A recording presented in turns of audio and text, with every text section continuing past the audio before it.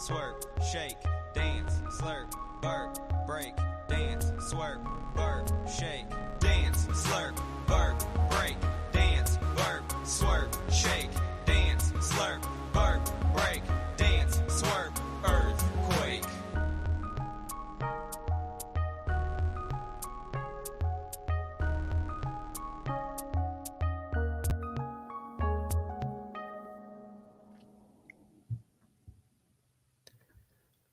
Good day, everyone. Just getting rolling here. I know. Shake off the cobwebs today. I feel sleepy. Bet you guys feel sleepy too. You know who's not sleepy? Actually, he's probably sleepy today. And that's LeBron James. My God. My God. How is this possible? Someone please inform me. That's crazy, man. We're going to talk a lot about that ball game because, damn it, it was just fun. It was just fun. It didn't have a whole lot going on the fantasy side, but I don't care. It was fun. That's the important part. Oof. I guess not if you're a Clippers fan. Wasn't all that fun. Meltdown City. As a someone who just wanted to watch basketball yesterday, that was crazy. Just seeing what LeBron is still able to do is absolutely nuts. I switched something up today for whatever it's worth, and I did not go live on Twitter. And I kind of want to just see how that's different. So the thing is, and, you know, my goal here is not to badmouth Twitter in any way, but ultimately that's probably what's going to happen. Besides the fact that you can actually find me over there at Dan Vespers, and we do a lot of stuff on it. One of the issues is, you know, with YouTube, we can build subscribers by having the show going live or after the fact or whatever it happens to be. It's really not clear that having the show on Twitter does anything besides like a few people see it as it's flashing by and then it disappears. So it feels kind of like there isn't a huge purpose in it. And maybe I'm wrong. Like, you know, it's a good way to have viewers quickly on a show because it's just out there. Whereas like with YouTube, it takes 5-10 minutes for people to sort of realize that it's happening and then they join in and blah, blah, blah. But just the upside of, you know, the after the fact podcast is great because that's how we generate ad revenue. And then YouTube is fun because there's a little bit of ad stuff, but it's mostly just about kind of growing the YouTube page. And I just don't understand why I have it on Twitter all the time. I don't know we'll see. We'll see.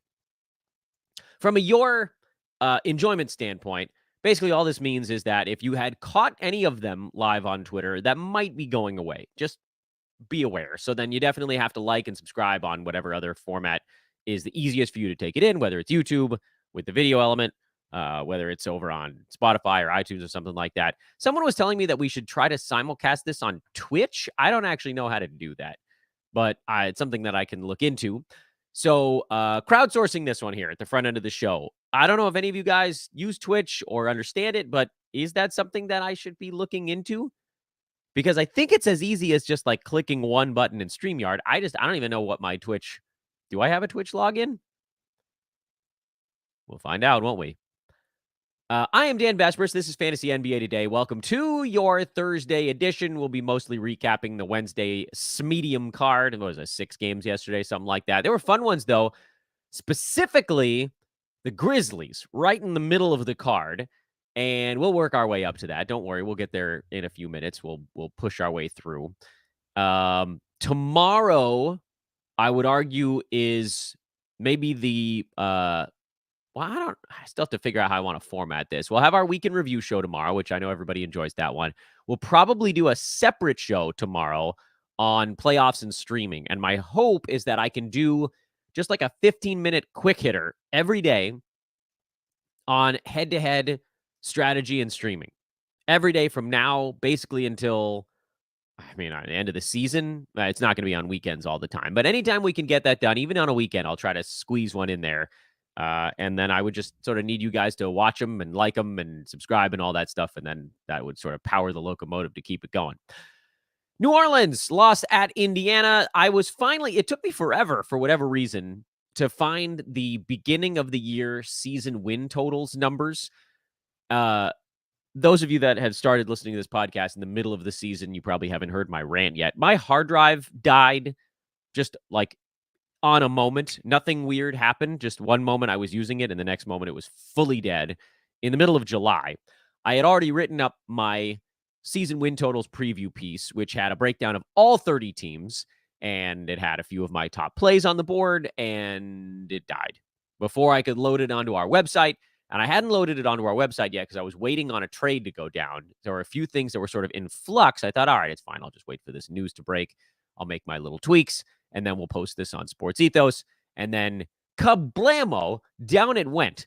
So I didn't have that, meaning I had sort of lost to the ages what the beginning of the year season win totals were numbers for the teams where I didn't have live betting tickets, because now that most of the websites have sort of an updated, you can bet on the fly season win total. It's insane to bet it right now, but some people do. And any way that a book can try to take a couple of dollars, they're going to do it.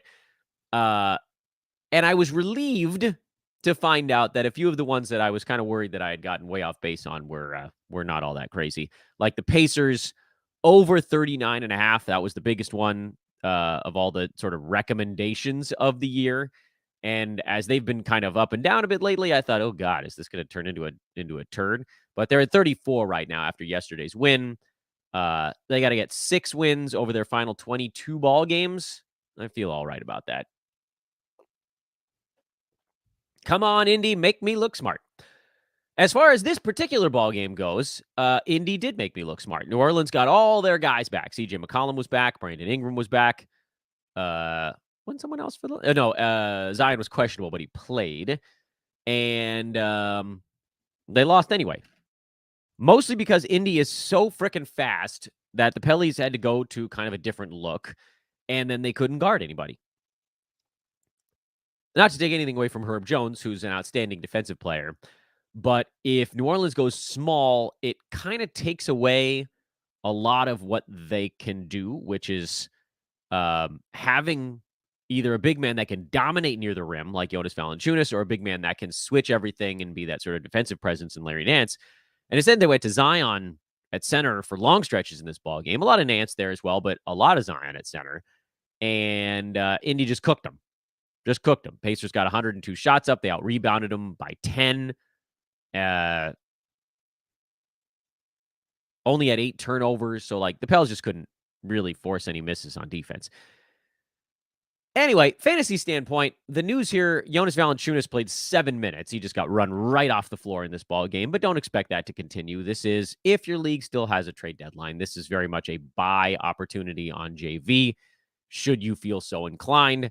I actually sort of accidentally did that yesterday or the day before. Someone proposed to me in one league a trade where I give away Klay Thompson and I got JV. It's a pretty fair deal, but I needed the big man in that format, so that one actually worked out for me okay. Herb, you're playing. CJ, Brandon, Zion, obviously you're playing those guys. Trey Murphy is sort of the question mark. He got a lot of extra minutes because the Pelicans went smaller in this ball game. 11 points, 7 assists, unusual little tweak there. A steal, couple of 3-pointers. Look, I mean, we know the deal with Trey. If he's going to get up around 30 minutes, he's very much a fantasy play. But with all of the main guys back, I don't think this is a number that sticks. And he probably drops back into the mid-20s. And in the mid-20s, he was more like a 100 to 150 range fantasy guy, which is fine. But generally, if you're playing against the games cap, probably not quite good enough. And I mean, it's sort of that doesn't matter group we've talked about. Guys like Max Strus, Gary Trent Jr., 100 to 150 is, I think, basically a group I'm just going to call the doesn't matter guys. The guys that are just reliably in that zone at the end of every 2 weeks. And Trey Murphy is basically those guys when this team is healthy. If any single person is out, Trey moves above that line. But if they're all there, we've seen enough of it, I think, this year to finally say definitively that's where he lands. Do with that as you so choose. As far as the Pacers side goes, you guys kind of know where I sit on most of these guys. Aaron Nesmith, by the way, was a game-time call. He ended up sitting this ball game out, but my guess would be that he's back for the next one. That's in San Antonio on Sunday. Should be a nice high-scoring game. Nesmith can get his legs back underneath him on Sunday. That's going to render Benedict Mathurin fairly useless again. I know you guys remember what he was doing when Neesmith was healthy, and the answer was not much. And that's kind of the only thing that's sitting in flux with this team. Miles Turner had some foul issues, but, by and large, he's been sort of a disappointment, but overall kind of fine. You guys know I'm not into Andrew Nemhard as a 9-cat guy. Not interested in Ben Shepherd, although he did have a nice ball game here. Not interested in Obi Toppin, although he also had a nice ball game here. We move along. Dallas was down one center, which is really all I can ask in life, is for Dallas to be down one center. Is that so much to want in this simple existence? No Maxi Kleba for this ball game. So, not surprisingly, Derek Lively and Daniel Gafford split the center minutes right down the pipe. A perfect break. Okay, not perfect. Gafford, 24 and a half minutes. Lively, 23 and a half minutes. It's pretty damn close, though. Lively had 7 defensive stats, so awesome performance in 24 minutes there. Gafford had a more mild 24-minute performance. His 4 turnovers kind of artificially sagging what was otherwise a pretty decent is probably the best way to describe this fantasy game. And that's like, it's hard for me to say you got to hold on to all these guys when we know that if Kleba plays, then they all split up the minutes and it gets ugly in a hurry. But look at how interesting it is for both of them when Kleba doesn't play. Honestly, friends, I'm a little bit lost. I don't want to say lost, but I don't know that there's a right answer here. If you can hold on to Gafford, I would try to do it. Same general story for Lively. If you can, I would try to. Gafford obviously has the higher sort of per minute upside between the two guys. In general, I know Lively in this ball game had the better per minute upside.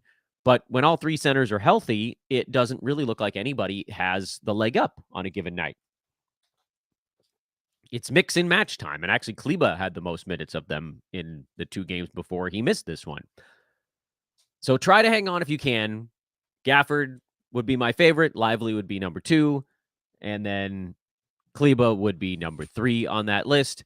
PJ Washington had a good shooting game. We know enough about his fantasy stuff to know that he will settle back outside the everyday playable mark. I am trying to, as you've heard many times I've said this season, I'm trying to be a kinder soul towards those who want to just stream a guy who's warm. And that's kind of what PJ Washington could be. Now, if he just gets warm and you want to play him, be my guest. I am personally not playing PJ Washington. Even when he gets a little bit warm, I don't care. But I get it. If you really insist on doing it yourself, I'm not going to yell at you. Josh Green cooled off. No surprises there. Toronto. So, I'm in a funny spot with Toronto right now. I'm in a funny spot because I like Jakob Poeltl. I was pretty high on him during draft season. You guys know that I had him. I don't remember if he was on the old man squad or if he was just a guy that I thought, oh, this is an interesting value. I can go look that up at some point. And by and large, he's had a sort of fine season, not special. He's number 81, which I think is pretty damn close to where he was being drafted. And so I don't mind when Jakob has a good ball game, which he did here. 16, 7, and 6, 4 steals, 2 blocks. Great game for Poeltl.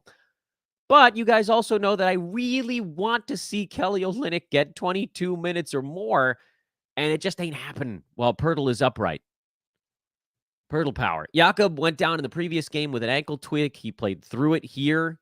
And if you're thinking about shutdown, which I did a show on possible shutdowns, I think eventually you probably see Poeltl pull the plug on the season, but we're still many weeks away from that.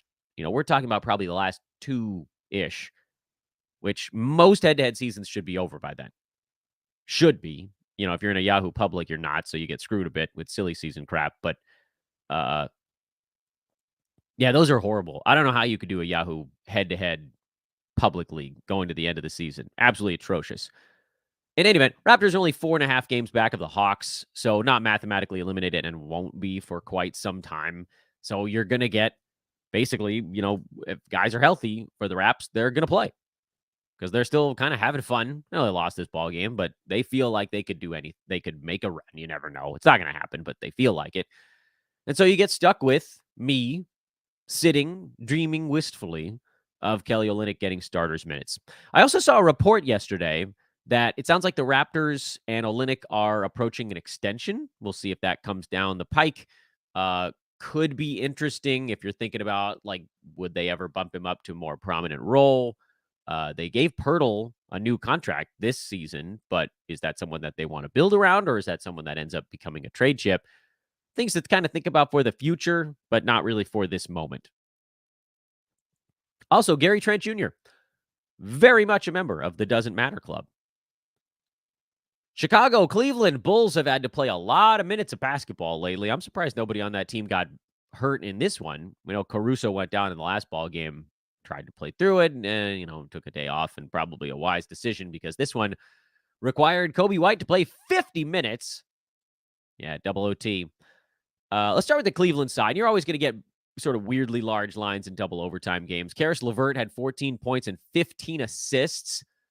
He's a points league kind of guy, but I'm not touching him in 9-cat. We know enough about what goes on with LeVert to know that, this will be the best game he has very much between yesterday and the end of the season, and I don't feel the slightest bit of remorse saying that out loud. Darius Garland was a little bit better, but shot the ball poorly. And, Donovan Mitchell was off. He had 5 fouls also, so he only got to play 5 fouls. He did get up to 44 minutes, so it didn't really impact things, but he didn't have the shot going. Turnovers were high. Just a sort of a weird off night for Donovan Mitchell. But, who cares? He's number 7 in 9-cat. And at this point in the year, there's very little he can do to kind of move off of that mid-first round valuation. He'd have to be very bad the rest of the way. Chicago side was a little more interesting, but not as interesting as it might look. So, obviously, the big story here, Andre Drummond played 36 minutes and had a ridiculous 17-26 performance, which, look, if you're going to give that dude starters minutes, he's going to post insane rebounding numbers. That's just the Andre Drummond way. He's one of the best rebounders we've seen, frankly, in NBA history, but very much one of the best over the last couple of decades. But I'm here to tell you why, and this is, Captain Buzzkill. First of all, we were on this one from weeks ago. I don't know if you guys remember we talked about it on yesterday's podcast also, but remember, we talked about looking at the Bulls' schedule and saying, okay, well, if you want to grade out where you're going to get the Andre Drummond games, just look for where they play the Cavs, which one was on Valentine's Day, and we were like, oh, they got another one coming up in a couple of weeks. Look where they play the Wolves. That's another team that kind of runs 2 center lineups. And then if any other team pops up along the way that tends to play large, you might see them run big against that club as well. I'm not sure who that would be. There aren't many other teams, if any, frankly, in the NBA that go that gigantic. Like maybe if they could have sort of gotten away with it against the Knicks when they were playing a Hartenstein-Randall front court, but I don't know that the Bulls play any teams the rest of the way besides the Knicks, who they play 3 times in the final 2 weeks of the season, where they can look at it and they can be like, yeah, we can stick Vooch on your power forward. Oh, they do have the Timberwolves on March 31st. So if you're looking for the next time that Drummond's almost definitely going to get something to do, it would be March 31st. Now, let me add a brief caveat there. He was going to get minutes today this ball game, yesterday, regardless of the opponent, because Alex Caruso was down.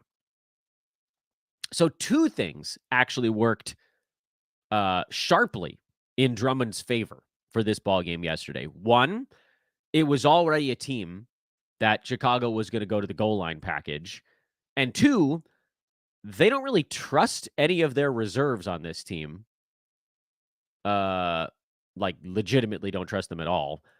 So it was going to be Drummond because of Caruso. And we saw that in the last ball game. Chicago's on a back-to-back here. The previous ball game, Caruso was in and out kind of deal. He was trying to figure out if he could play through the hamstring thing. Drummond picked up those minutes. So even if it wasn't the Cavs, Drummond was going to get to play more. The fact that it was the Cavs meant he got even more. And it was just like a better matchup for him. Now, the Bulls play the Bucks tomorrow. By the way, happy Leap Day, everyone. The Bulls play the Bucks tomorrow on March 1st as we turn the calendar over to the penultimate month of the NBA campaign. The Bucks are pretty big. Brook Lopez at center, Giannis at power forward. But what chance does Vooch have of staying with Giannis? Thing is, if Caruso's not there, they might not have a choice. They might just have to go to the big package again. So if you picked up Drummond to stream him for this ball game against the Cavs, like we talked about a few weeks ago, hold on for one more day. Hold on to Drummond for one more day, because if Caruso's out again, Drummond probably gets another start. But I will also add that once Caruso's back, you're probably not getting another Drummond start. And based on the schedule we just looked at, I guess I don't know for sure. Like, maybe they go big against... look at these teams. Nobody's big out there. None of them. They play Clippers. That's one center.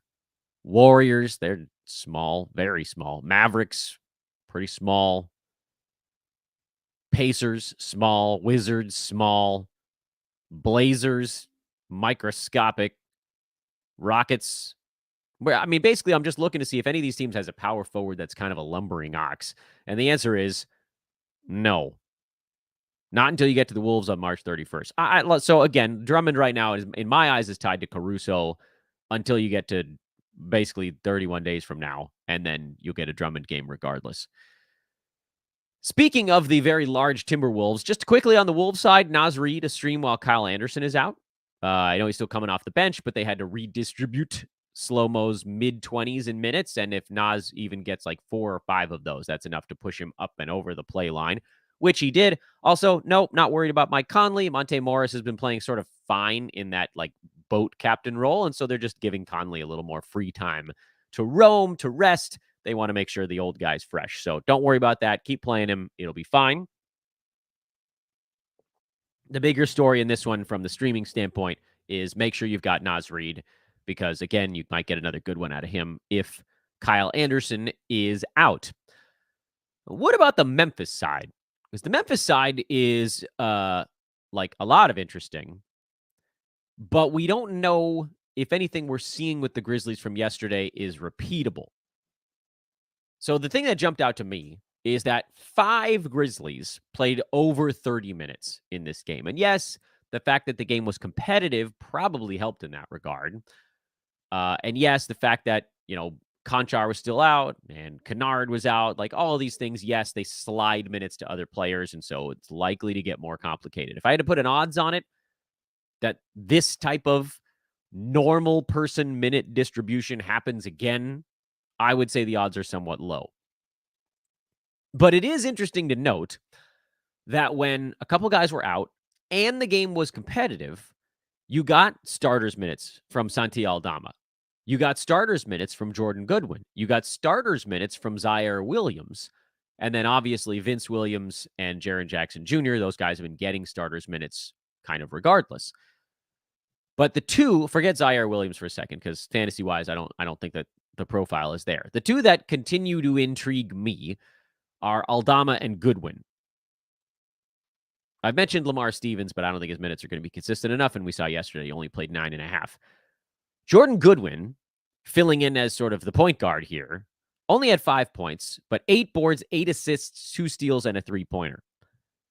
And we've seen over the last couple of seasons that when he gets full point guardy run, Jordan Goodwin can actually put up some pretty good fantasy lines. They're not going to break the bank or anything, but sort of better than fringe when he gets opportunity. Now, he's not like that amazing of a basketball player, and that's why the opportunity has been a bit few and far between. And he hadn't played a game since February 15th. It was on a 10-day, and then they converted him to a 2-way, and so that stuff is always going to creep into the mix. But basically, you can play the game log game with Goodwin. He's a great player to play the game log game with. How many times this year has he played starters minutes? I think the answer is like 4 or 5. And I would say 80% of the time in those, he's put up better than serviceable fantasy lines. Most of them were with Phoenix. Way back in the second game of the year, he played 30 minutes. I think they were down. I know they were down Beal. Were they down Booker in that game too? Maybe. He had 14, 6, and 2 with a couple of steals and a 3-pointer. Cool. November 12th. I don't know who was healthy and not for Phoenix in that ball game, but he played 29 minutes. He had 11, 5, and 3 with a steal, a block, and 3 3-pointers. Great. November 26th, 29 minutes, 14, 7, and 5, a steal, a block, and 2 3-pointers. Love it. December 12th, 29-40, 16, 5 and 6, 2 steals, a block, a 3, and 5 for 5 at the free throw line on top of the other stuff. So you guys get the gist here. And then the last 2 games he's been involved in, he's played starters minutes. He had 11, 7 and 3 with 2 steals and a 3 and 1. And then the one we just talked about, 5, 8 and 8 with 2 steals and a 3-pointer, despite shooting just 1 of 8 from the field. And you can do this game with Goodwin from last year, the year before, whatever. Basically, anytime he gets 27, 28, 29 minutes or more, he's posting nice rebound, nice assist, nice steal numbers. And he's done it in a way that we've sort of been able to watch it and say, okay, this is a consistent thing. 24 minutes is not enough. 25 minutes is not enough. 26 minutes is borderline. 27, you're basically there. And 28 minutes, you're gold. Anything over that, you just sort of crawl your way up the board. But like, you can look at last year. He had a few games in the middle of the season where he played 33, 38, and 36 minutes, and he posted nice numbers. Insane steals numbers in those games, by the way. He had 13 steals over a 3-game span. And then he just goes back to not playing at all. But this Grizzlies team, they got nothing to lose. Like, maybe this is a guy they feel they can use as a backup point guard for following seasons or something to that effect. Don't expect colossal scoring numbers, but again, he's in a good situation here because there really isn't anybody other than Jaren Jackson that the team has to defer to on a night-to-night basis. And I said it in my tweet storm last night that I was basically going to look around and see how many places I could pick up Jordan Goodwin. And the answer is almost everywhere. He's only 2% rostered for good reason, because due to his contract situation, there's no telling whether he's actually going to play in any given ball game. The guys have, and I forget the exact number, guys have like a month or 2 of actual playing eligibility when they sign those 2-way deals. So I think the Grizzlies could pretty much use him in their games the rest of the way with some sort of slash days for practice or something like that. So on the Roto side, I feel like there's almost no downside to picking up Jordan Goodwin because, again, in starters minutes, he's 100% a play, like top 80 range kind of guy. Head-to-head, I get it. You want to be a little bit more cautious here because you don't want to use a roster move on a guy who then just sits out the next 2 ball games. That would be a huge disaster for your head-to-head club. I get it. So if you want to hold off on the head-to-head side, that's fine. Roto, I think you go get him. There's some built-in upside there. And, again, do certain guys have to be out? We'll figure that out as we go. It's not all that clear. Is this a situation where now because they signed him to the 2-way, he's playing? Or did he get to play because Conchar and Kennard were out? I think it's worth putting him at the end of your roster and seeing if we can figure out sort of the tempo for Goodwin going forward. Sacramento, Denver, this game was over early. You can toss the box. The fact that Chris Duarte had maybe the best line of the night for the Kings tells you all you need to know about that, how that ball game went. Kevin Huerter was a disaster. Hang on for 1 more game so you can get those minutes back up near 30. Malik Monk, as I keep saying, safer in head-to-head than Roto. Keegan Murray was kind of the only regular King to be okay in this one. De'Aaron Fox sat it out. And when he sits, they suck. Denver just toyed with him. When Jokic doesn't have to shoot at all, that's when you know Denver's just kind of playing around. This is a play-around game. They shot 54%. This game was over early. Keep on keeping on. And then the craziest game of the night, one of the crazier games of the season, frankly, the Lakers erasing a 21-point fourth quarter deficit to beat the Clippers 116-112. And it was LeBron. And he got a little bit of help in the fourth quarter, make no mistake. He went on. He was sort of the surge guy in that LeBron hit some 3-pointers. Lakers were down, I think it was 18 or so. I think it was 18, and then LeBron hit like 3 threes in a row to cut it to 9. I can't remember the exact progression of the whole thing. But he had 15 points going into the fourth quarter, and he finished with 34. So, yeah, pretty good, pretty big quarter. I believe he outscored the Clippers in the frame without looking it up. And then other guys got involved. AD had some offensive rebounds off LeBron misses. D'Lo hit this ridiculous, it was sort of Nick Batum-like, where it wasn't a catch-and-shoot 3. It was the ball that, like, LeBron put right into his shooting hand on the left side, and he just flicked it forward. And it was a 3-pointer. And Rui had some big shots and all that. I mean, it was a wild, wild situation. But from a fantasy standpoint, and this is sort of the downer of it all, we didn't change anything. Cam Reddish came back and made it so the Max Christie only played 5 seconds in yesterday's ball game. And, I sort of get it, but at the same time, I'm not sure why Christie doesn't get a minute or two over someone like a Taurean Prince. The Lakers need consistent help rebounding. And they finally did a better job of it late in yesterday's ball game. The Clippers missed everything and the Lakers made everything, so that sort of tipped the rebounding scales. But Taurean Prince is I guess he only played 17 minutes also. Rui Hachimura doesn't have a robust enough fantasy game to get him onto rosters. So, for the Lakers, it's LeBron, AD, Reeves, and Russell. Lakers are on a back-to-back now. So, the thing to keep in touch with on the Lakers side is, are other guys going to play? And it's against the Wizards.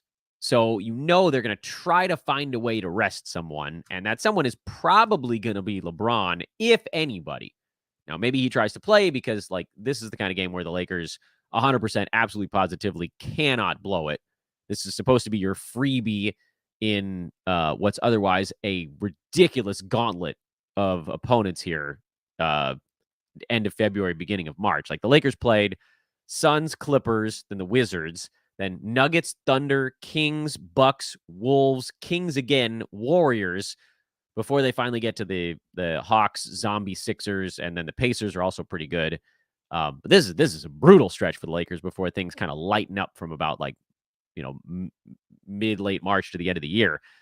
So they can't afford to screw this game up. So you might see LeBron try to play, maybe kind of go light on the minutes. I wouldn't rule him out yet. Cam Reddish, they don't expect him to go on the back-to-back yet, so not that changes all that much.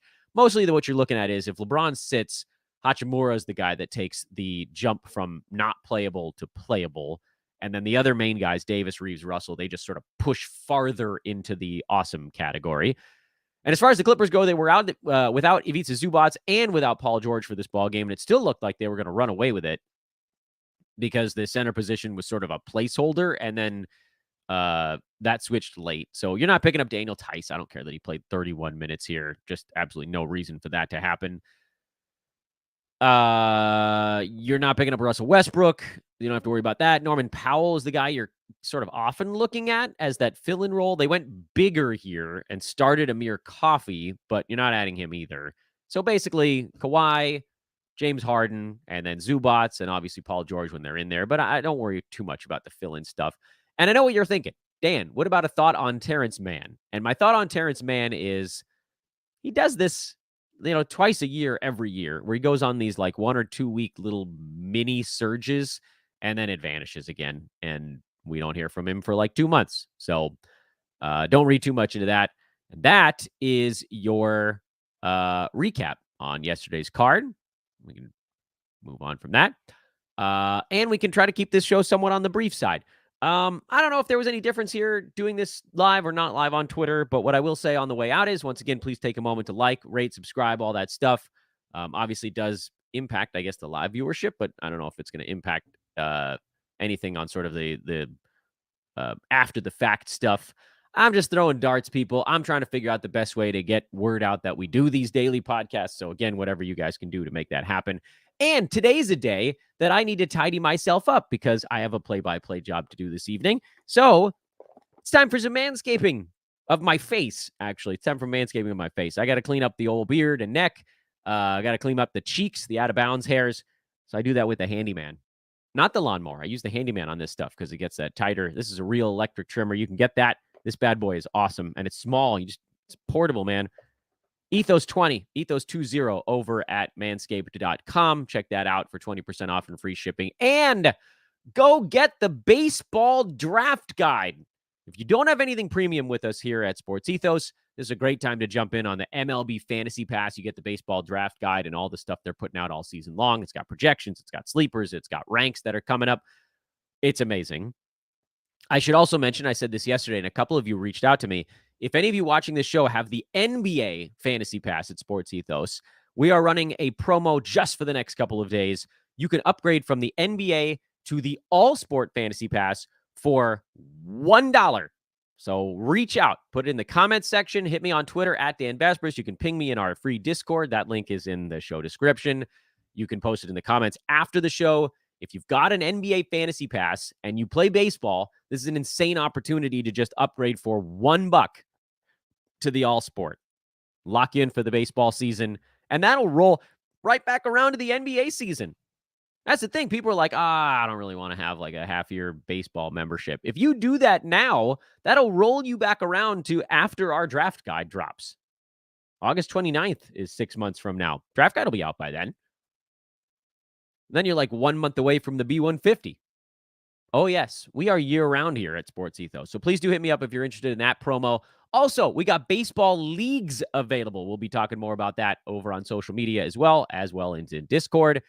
Hit me up if you have interest in those. We'll get you linked with Joe and Andre, and they can get you in our Sports Ethos baseball leagues for this year. Yes, tis the season. Tis the season for a little baseball as well.